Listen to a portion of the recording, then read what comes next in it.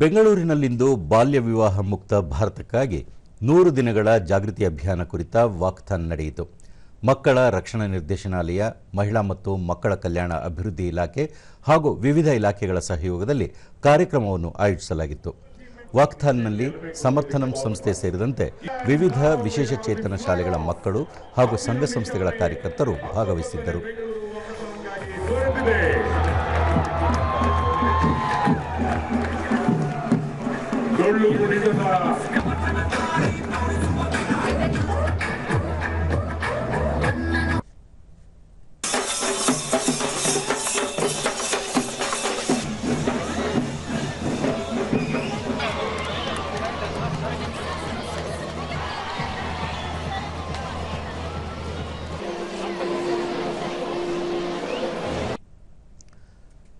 ದೂರದರ್ಶನದೊಂದಿಗೆ ಜಯಶ್ರೀ ವಾಕಥಾನ್ನಲ್ಲಿ ಭಾಗವಹಿಸಿದ್ದು ತುಂಬಾ ಖುಷಿಯಾಗಿದೆ.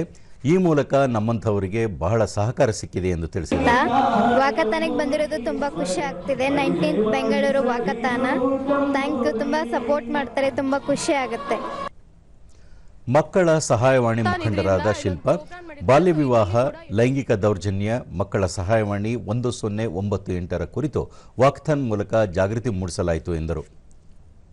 ಸಂಕಷ್ಟದಲ್ಲಿ ಬಾಲ್ಯ ವಿವಾಹ, ಪೋಕ್ಸೋ ಮತ್ತೆ ಲೈಂಗಿಕ ದೌರ್ಜನ್ಯಕ್ಕೆ ಒಳಗಾಗಿರುವಂತಹ ಮಕ್ಕಳು ಎಲ್ಲಾದರೂ ಕಂಡು ಬಂದರೆ ಮಾಹಿತಿಯನ್ನ ನೀಡಿ ಅಂತ ಹೇಳಿ 1098 ಬಗ್ಗೆ ಎಲ್ಲಾ ಕಡೆ ನಾವು ಅವೇರ್ನೆಸ್ ಮಾಡೋದಕ್ಕೆ ಈ ಒಂದು ಪ್ರೋಗ್ರಾಮಿಗೆ ಬಂದಿದ್ದೀವಿ. ಶಾಸಕ ಸಿಕೆ ರಾಮಮೂರ್ತಿ, ಸಮರ್ಥನಂ ಸಂಸ್ಥೆಯ ಮಹಾಂತೇಶ್ ಅವರು ವಾಕಥಾನ್ ಆಯೋಜಿಸಿರುವುದು ಶ್ಲಾಘನೀಯ.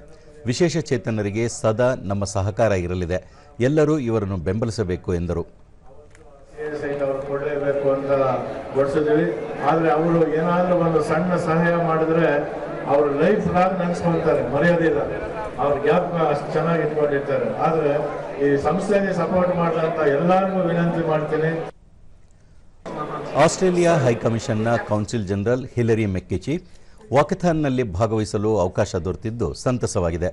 ಭಾರತದ ಅಂಧ ಕ್ರಿಕೆಟ್ ಮಹಿಳಾ ತಂಡದವರು ಭಾಗವಹಿಸಿರುವುದು ಹೆಮ್ಮೆಯ ವಿಚಾರ ಎಂದು ಹೇಳಿದರು. International Women's Blind World Cup took place here. We were so pleased to see the Australian team, and big congratulations to the Indian team for being the champions.